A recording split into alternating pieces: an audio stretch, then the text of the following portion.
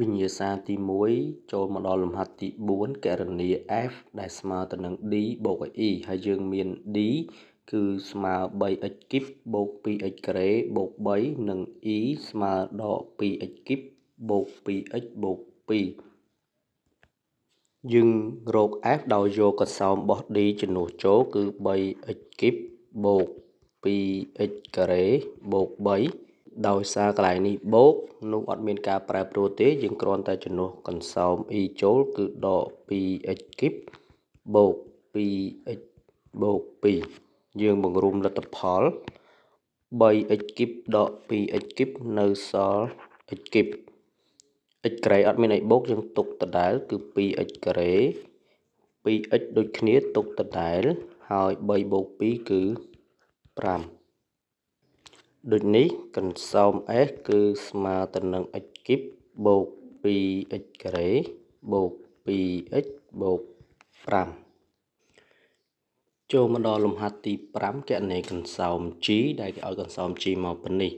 យើងត្រូវប្រើប្រាស់នៅរូបមន្តគឺរូបមន្ត a ការ៉េដក b ការ៉េដែលវាស្មើទៅនឹង a ដក b កតា a បូក b ហើយនៅទីនេះ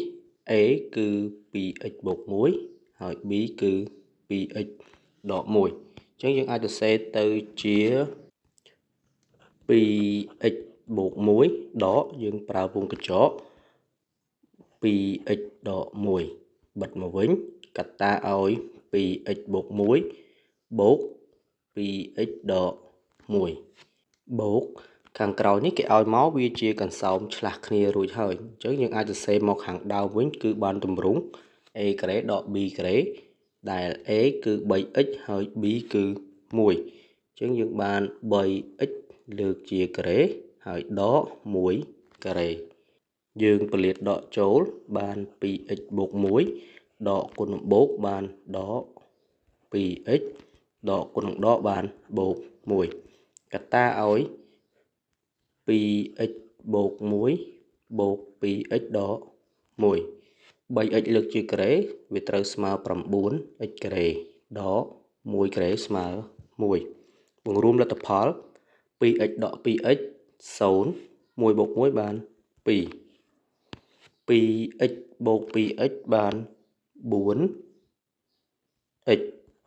បូក 1 ដក 1 0 បូកឲ្យ 9x ការ៉េដក 1 2គុណនឹង 4x បាន 8x បូកឲ្យ 9x ការ៉េដក 1 ដូចនេះកន្សោម g គឺស្មើទៅនឹង 9x ការ៉េបូកឲ្យ 8x ដក 1